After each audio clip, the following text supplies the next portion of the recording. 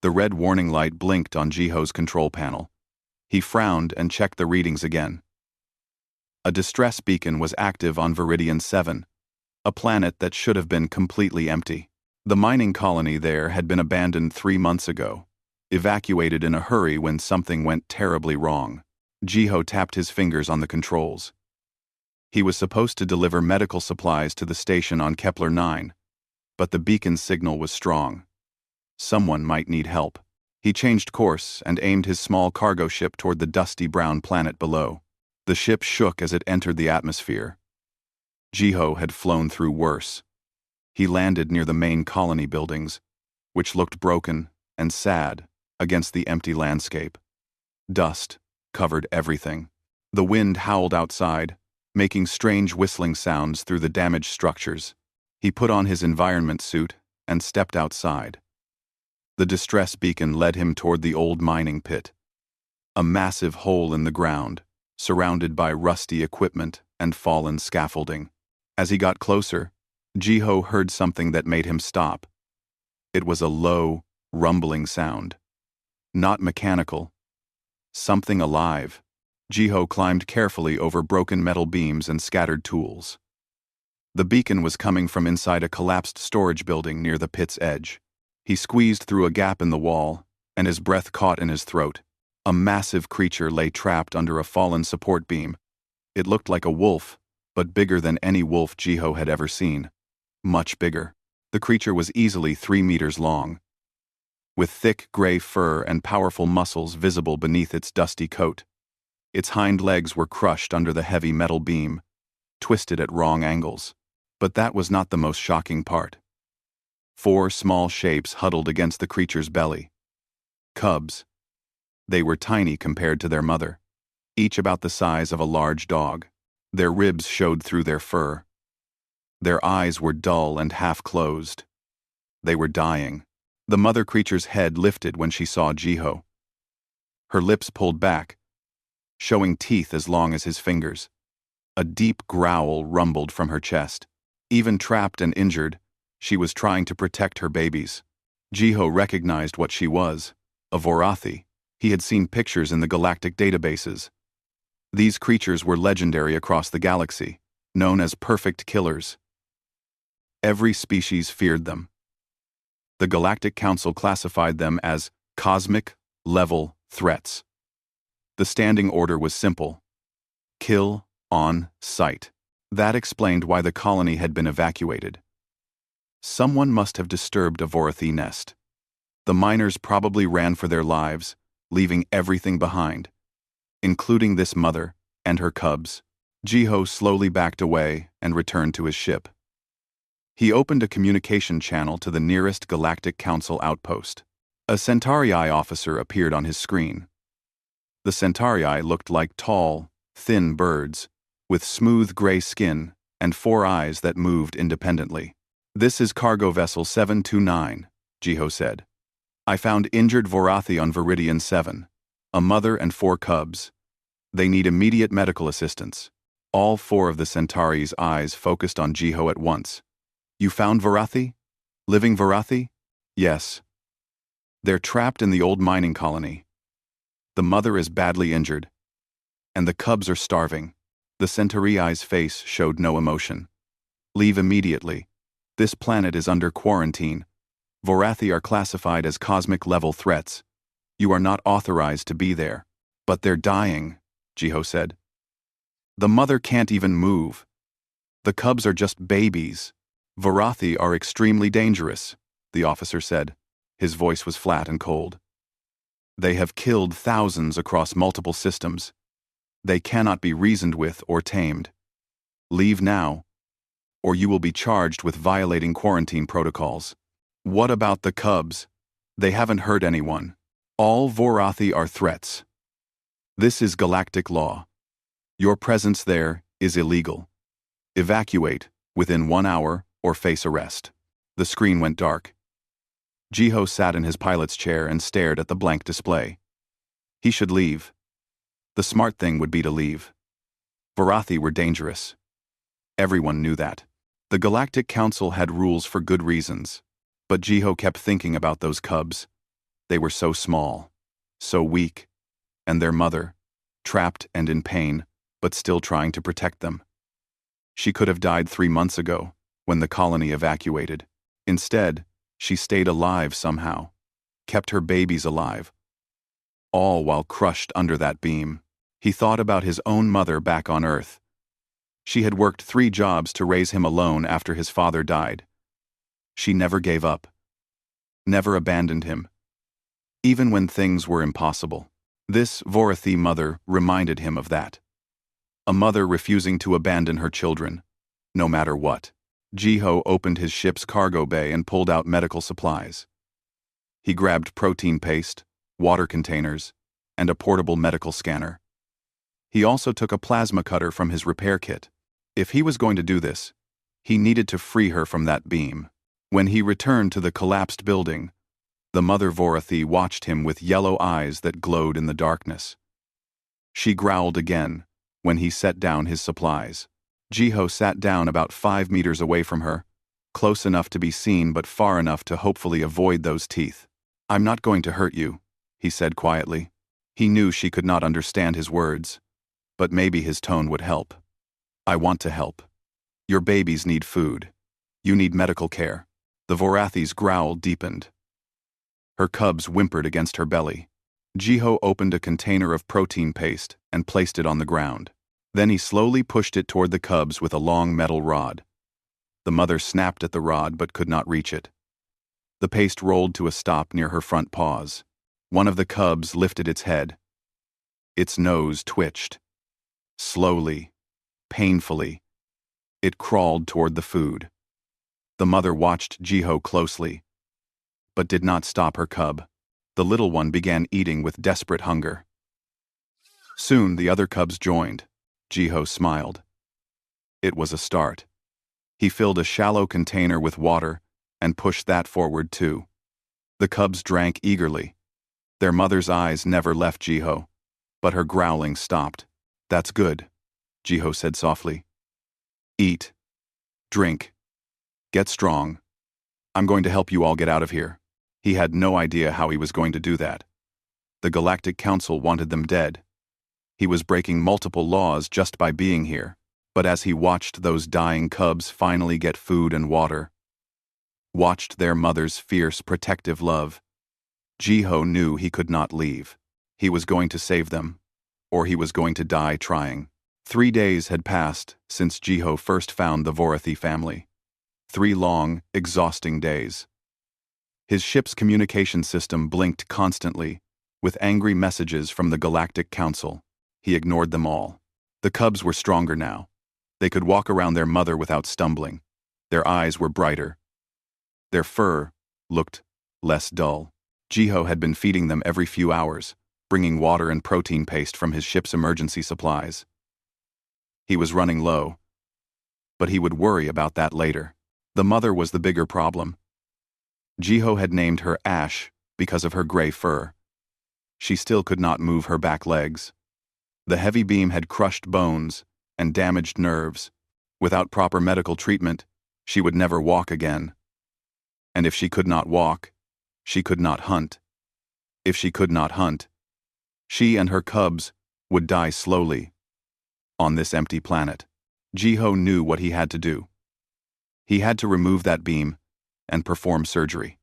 The problem was that Ash would not let him get close enough.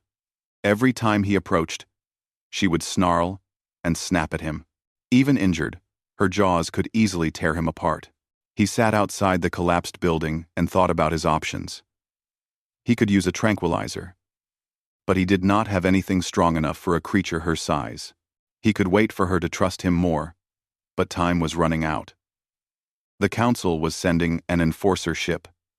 He had maybe 2 more days before they arrived. Jiho decided to try talking to her.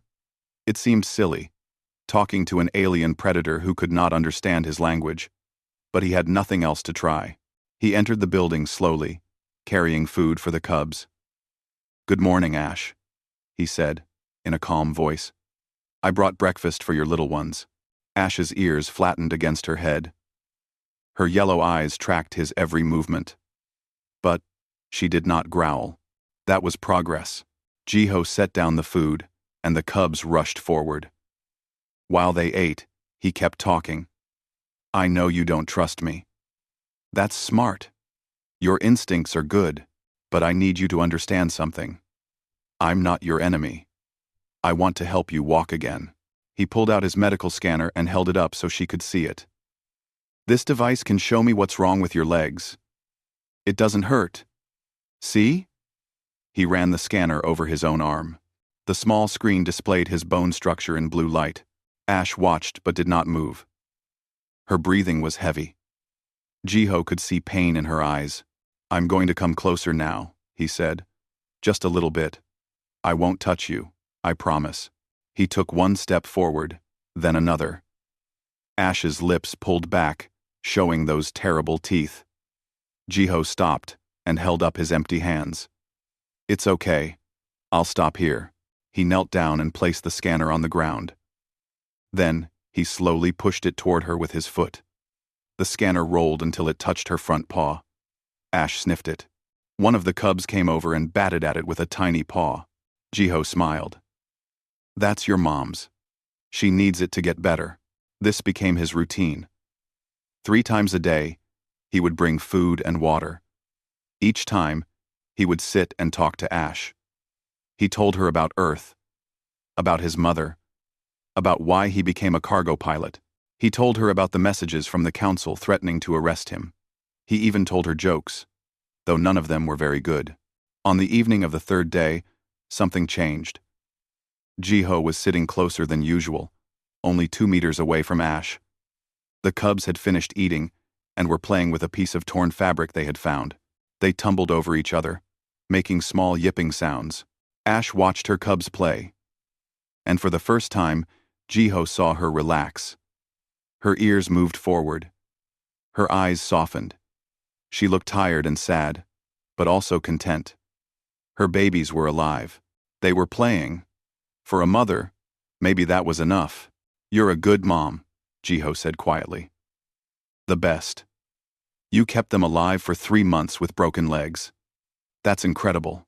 Ash turned her head to look at him. Their eyes met. Jiho held very still.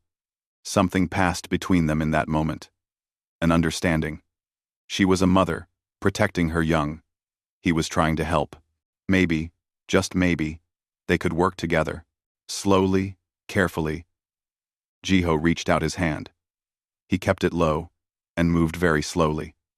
His fingers stretched toward her. Ash could easily bite his hand off. She could kill him in seconds, but he had to try. His fingers touched her head, just above her eyes. Her fur was coarse and thick. Ash tensed, but did not pull away. Jiho gently scratched behind her ear. Good girl, he whispered. You're such a good girl. Ash's eyes closed halfway. Was she enjoying this?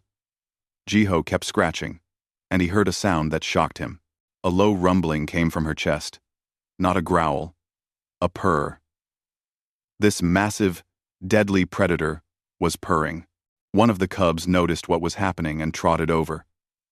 The small Varathi pushed its head against Jiho's other hand, demanding attention. Jiho laughed and petted the cub. Soon all 4 cubs crowded around him, climbing over his legs and chewing gently on his gloves. That night, Jiho slept in the collapsed building with the Varathi family.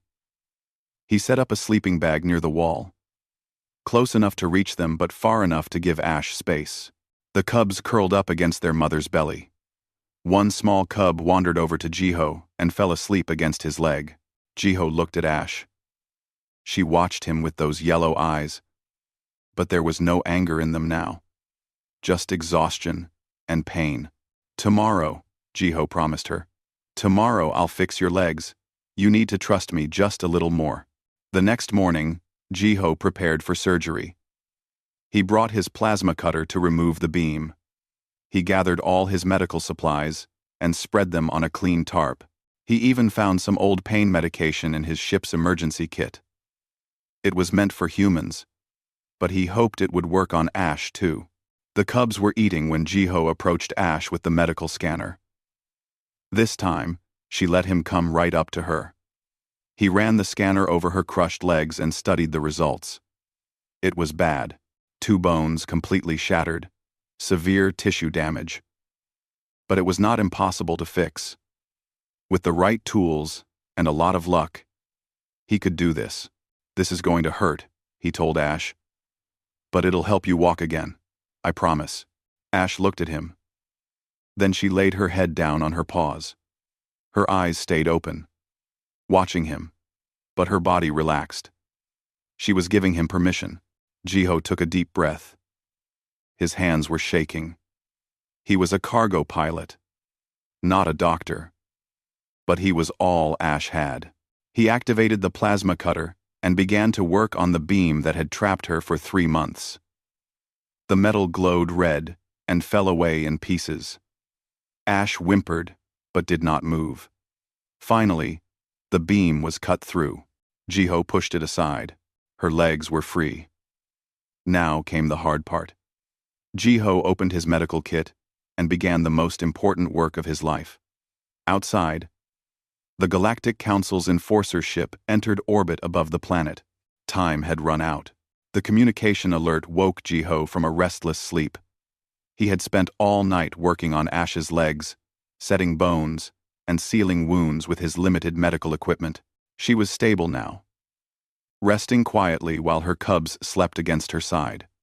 But Jiho knew the hard part was just beginning. He trudged back to his ship and opened the communication channel. A Centauri officer appeared on the screen. This one looked older than the last, with darker gray skin and a stern expression. I am Officer Velrith of the Galactic Council Enforcement Division, the Centauri said. You are in violation of quarantine protocols and endangering the galaxy by harboring cosmic-level threats. You have 6 hours to evacuate the planet. The Vorathi aren't threats, Jiho said. His voice was hoarse from exhaustion. They're a mother and her babies. They were left here to die. Vorathi have killed thousands of beings across multiple systems, Velrith replied coldly. They are incapable of coexistence. This is documented fact. Your emotional attachment is clouding your judgment. Have you ever actually met a Vorathi? Jiho asked. Or are you just following old reports? I do not need to meet one to understand the danger. The data is clear. You have 6 hours. After that, we will use orbital bombardment to eliminate the threat. I strongly suggest you leave before then. The screen went dark. Jiho slumped in his chair. 6 hours. In 6 hours, Velrith would fire weapons from orbit and destroy everything. Ash, the cubs, the whole colony site, and probably Jiho too if he did not leave. He could leave. He should leave. He had done everything he could. Ash's legs were repaired. The cubs were fed. They would at least die comfortable instead of starving. That was something. Right? But Jiho knew he could not do it. He could not abandon them now. Not after everything.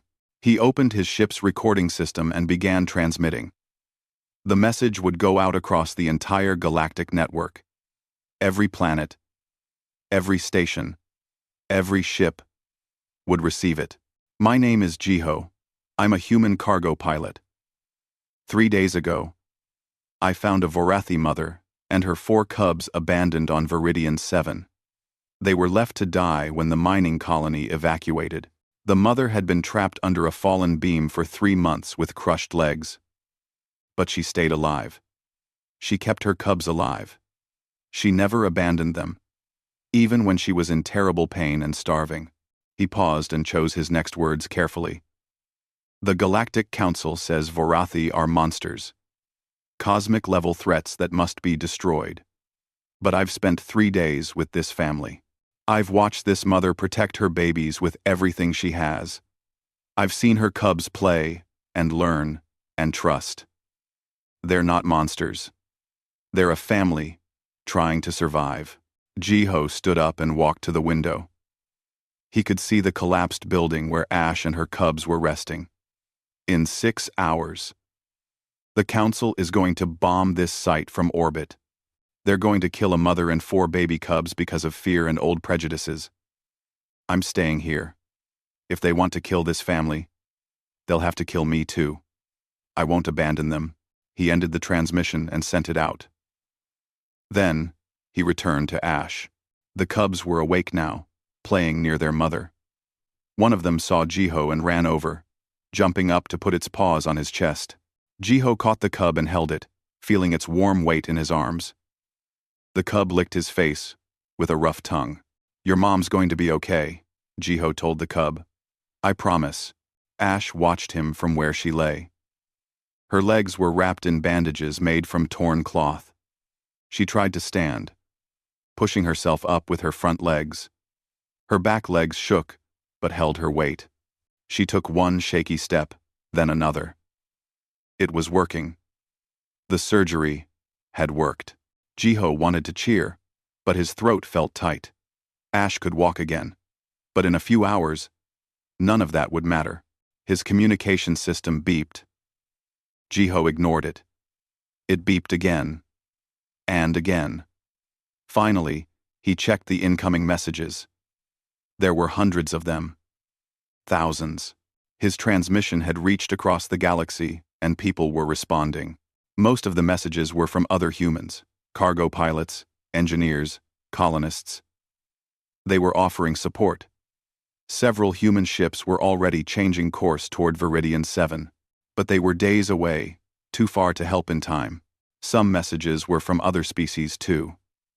A Torvian trader called the Council's decision cruel. A Mithran doctor offered to come treat Ash properly. Even a few Centaurii sent messages disagreeing with their government's policy. The messages kept coming, filling his system. But one message stood out. It was from Ambassador Nari, the human representative to the Galactic Council. Her face appeared on his screen. She looked young for an ambassador, maybe 40 years old, with kind eyes and a determined expression. "Jiho, I've been following your situation. What you're doing is brave, but it's also incredibly dangerous. I'm 3 days away, at maximum speed, but I'm coming. I'm invoking the Humanitarian Intervention Clause in the Human Council Treaty. Viridian 7 is abandoned territory, which means it can fall under human jurisdiction if we claim it for humanitarian purposes." She leaned closer to the camera. "I don't know if this will work. The Council has never had to use that clause before. But I'm going to fight for you and that Vorathi family. Hold on. Just hold on for 3 more days. 3 days." Jiho looked at the countdown timer he had set. 5 hours and 37 minutes until orbital bombardment. 3 days was impossible. Above the planet, Officer Velrith studied his weapons display. The targeting computer had locked onto the colony site. The human was being foolish, emotional, typical of their species. Velrith had reviewed the human psychological profiles. They formed irrational bonds with creatures, even dangerous ones. It made them weak, but now the situation was complicated. That transmission had gone viral across the network. Billions of beings were watching. If Velrith followed orders and destroyed the site, he would be killing a human on a live feed. The political consequences could be severe. He opened a channel to the High Council. "The human has refused to evacuate and has transmitted his situation across the network. Requesting guidance." The response took several minutes. The High Council was debating. Finally, his screen lit up with their decision. "Proceed with bombardment as planned. The threat must be eliminated. Accept no delay." Velrith closed his eyes briefly. He was a soldier. He followed orders. The weapons charged up, gathering power for the strike. In orbit, his ship hummed with deadly energy. On the surface, Jiho heard a warning alert from his ship's sensors. The Enforcer ship was powering weapons. He ran to Ash and her cubs. "Come on," he said urgently. "We need to move." But there was nowhere to go. The weapons would cover the entire colony. Running would not save them. Ash seemed to understand the danger. She gathered her cubs close, curling her body around them protectively. Her yellow eyes met Jiho's. There was no fear in them, just calm acceptance.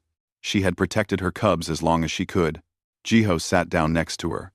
He put his hand on her head and scratched behind her ear. "I'm sorry," he whispered. "I tried." The cubs huddled against their mother. One of them crawled into Jiho's lap. He held it close. They waited together for the end. A human and 5 Vorathi. An impossible family, formed in the last days of their lives. In orbit, Velrith's finger hovered over the firing control. The countdown reached 0. He pressed the button. Weapons fire streaked down through the atmosphere toward the planet below. The explosion shook the ground. Jiho pulled the cub closer and squeezed his eyes shut. But the killing blast never came. Instead, he heard the whine of energy shields and the crackle of deflected weapons fire. He looked up. A sleek ship hung in the air above them, its belly glowing with shield energy. The orbital strike had hit the shields instead of the ground. Jiho recognized the design. It was a human diplomatic vessel. A voice came through his communicator. "Jiho, this is Captain Hana of the diplomatic escort ship Perseverance. We picked up your transmission 2 days ago. We've been flying at maximum burn to get here. Ambassador Nari sends her regards." Jiho could not speak. He just held the cub and tried not to cry. Ash lifted her head, looking at the ship above them with confusion. Her cubs whimpered and pressed closer to her. "Is everyone okay down there?" Hana asked. "Yes," Jiho managed to say. "We're okay. Thank you. Thank you so much. Don't thank me yet. We can hold shields for maybe 6 hours. Then our power cells will be empty. We need a better solution before that happens." Another ship appeared, descending through the clouds. This one was larger, marked with the symbol of the Human Diplomatic Corps. It landed near Jiho's cargo ship, and a ramp extended. Several people emerged, led by a woman in formal diplomatic robes. Ambassador Nari. She walked toward the collapsed building where Jiho sat with the Vorathi family. 2 others followed her. A man carrying scientific equipment and a woman in security armor. Hana must have come down from her ship. Nari stopped a few meters away and looked at Ash. The massive Vorathi mother stared back. For a moment, no one moved. Then one of the cubs trotted over to Nari and sniffed her boots. The ambassador smiled. "Hello there, little one." She knelt down and let the cub smell her hand. The cub licked her fingers. "Well, you're certainly not the monster the reports described." The man with the scientific equipment stepped forward. He was young, maybe 30, with excited eyes. "Ambassador, I need to examine them. If my theory is correct, this changes everything we know about Vorathi." "Go ahead, Day," Nari said. "But be careful." Day approached slowly, holding his scanner where Ash could see it. He spoke in a gentle voice. "I'm not going to hurt you or your cubs. I just want to understand you better." Ash watched him, but did not growl. She had learned from Jiho that not all strangers were dangerous. Day ran his scanner over her, then over each of the cubs. He studied the readings with growing excitement. "Incredible," he muttered. "Absolutely incredible." "What did you find?" Nari asked. "The Vorathi aren't mindless killers. Look at these brain scans. They have complex cognitive structures, problem-solving abilities, emotional bonds. This mother has been making calculated decisions to keep her cubs alive. That takes intelligence." He turned to face the ambassador. "The Council's classification is wrong. Vorathi aren't cosmic-level threats. They're highly intelligent pack hunters with strong family bonds. Everything we know about them is based on encounters where they were protecting territory or defending their young." "Can you prove that?" Nari asked. "I can. Give me 12 hours with them and access to the galactic databases. I'll show that every recorded Vorathi attack was defensive, not aggressive. They're no more dangerous than any other predator species when left alone." Hana spoke up from where she stood guard. "The problem is we don't have 12 hours. The Enforcer ship is charging weapons again. My ship's shields are strong, but not infinite. We need a permanent solution. Nari pulled out her communication device. Then, we fight this politically. I'm calling an emergency session of the Galactic Council. They can't ignore this situation now. I'm compromised. I'm connected. She activated the device, and her hologram appeared in council chambers across the galaxy. Jiho watched on his own communicator as the ambassador faced the assembled representatives of dozens of species. I am invoking the Humanitarian Intervention Clause, Nari announced. Viridian 7 is abandoned territory. No species has claimed it in 3 months. Under Article 12 of the treaty, humanity claims this planet for the purpose of protecting endangered sentient life. A Centauri counselor objected immediately. The Vorathi are classified as cosmic-level threats. They are not protected under any treaty. Then the classification is wrong, Nari said. She gestured, and Day's research data appeared on screens throughout the chamber. We have new evidence that Vorathi are intelligent, emotional beings, capable of complex thought. Every attack on record was defensive. The species was nearly wiped out by territorial expansion. The few survivors are fighting to protect their last breeding grounds. Murmurs spread through the council. Some species looked shocked. Others angry. A few seemed thoughtful. This is propaganda, the Centauri counselor said. One mother protecting cubs does not prove the entire species is safe. No, Nari agreed. But it proves they deserve a fair evaluation. You classified them as threats centuries ago, and never reconsidered. How many species have you condemned, based on incomplete data? That question hit hard. Jiho could see it on the faces of the counselors. The Galactic Council prided itself on being fair and logical. But logic required complete information.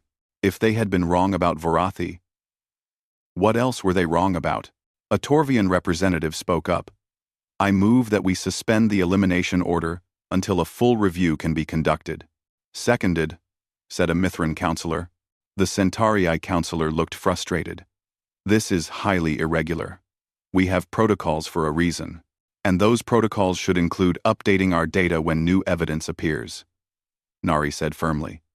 Or are you afraid of what a real investigation might find? The council chamber erupted in debate. Jiho watched as species argued with each other. The Centauri delegation looked uncomfortable, which surprised Jiho. They were usually so confident. Day continued his research, running scans and pulling data from archives. He worked for hours, while Jiho fed the cubs and checked on Ash's healing legs. The mother Vorathi was walking better now, able to stand and move around the building. She watched the humans with cautious curiosity. As evening fell on Viridian 7, Day called everyone together. His face was pale and serious. I found something in the historical archives. Something the council needs to see. He pulled up old records on his display. 200 years ago, Centauri expansion pushed into this sector. They encountered Vorathi for the first time. The reports say the Vorathi attacked without provocation. But I found another set of records. Sealed documents from a Centauri whistleblower. The documents appeared on screen. They showed a different story. The Centauri had been clearing planets for mining operations. They had used weapons to destroy Vorathi breeding dens, killing cubs and mothers. The Vorathi had fought back, defending their young. The Centauri then classified them as threats to justify extermination. They weren't protecting themselves from monsters, Day said quietly. They were committing genocide and covering it up. Nari immediately transmitted the documents to the council. The effect was instantaneous. The chamber fell silent. Even the Centauri counselors looked shocked. Many of them had not known this history. Officer Velrith received the transmission in orbit. He read the documents 3 times. His worldview cracked and shattered. He had been following orders to eliminate threats, but the threats were invented to hide crimes. He looked at his weapons controls. They were still charged and ready to fire. He had been about to kill cubs, baby animals whose only crime was being born the wrong species. His communication officer spoke up. "Sir, the crew has seen the documents. They're asking if we're the bad guys." Velrith closed all four of his eyes. When he opened them again, his decision was made. He opened a channel to the surface. "Ambassador Nari, this is Officer Velrith. I am standing down. My crew and I will not fire on Viridian 7. Furthermore, I am formally requesting asylum for myself and any crew members who wish to remain. We cannot serve a government that built its power on genocide." On the surface, Jiho laughed with relief and joy. Ash looked at him curiously, then seemed to understand. The danger had passed. She lay down with her cubs and closed her eyes. For the first time in months, she could truly rest. The Galactic Council session lasted 3 days. Representatives from every species debated the future of Vorathi classification. Humans presented evidence. Scientists reviewed data. Historical records were examined in detail. The truth could not be hidden anymore. On Viridian 7, life continued. Jiho stayed with Ash and her cubs, while the galaxy argued about their fate. Other humans arrived to help. Engineers built better shelters. Doctors brought proper medical equipment to complete Ash's treatment. Supply ships delivered food and water.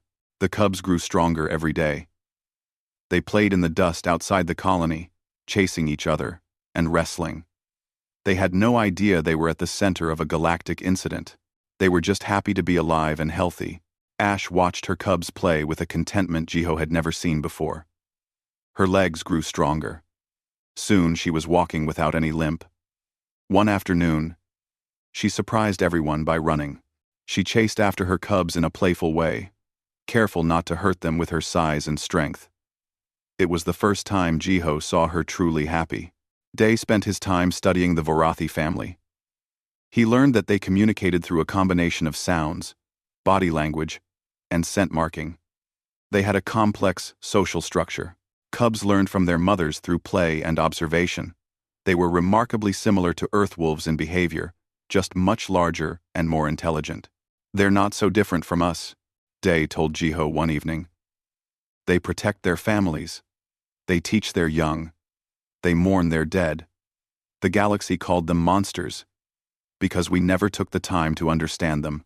Hana and her security team established a perimeter around the colony. They were not keeping the Vorathi in. They were keeping threats out. News of the situation had spread, and not everyone agreed with protecting the creatures. Some groups still believed Vorathi should be eliminated. Hana made sure none of them got close. On the 4th day, the Galactic Council reached a decision. Ambassador Nari called Jiho to her ship to watch the announcement together. The entire crew gathered around the display screen. The council speaker, an elderly Torvian with silver scales, addressed the galaxy. After careful review of historical records and new scientific evidence, the Galactic Council has voted to reclassify Vorathi from cosmic-level threat to protected endangered species.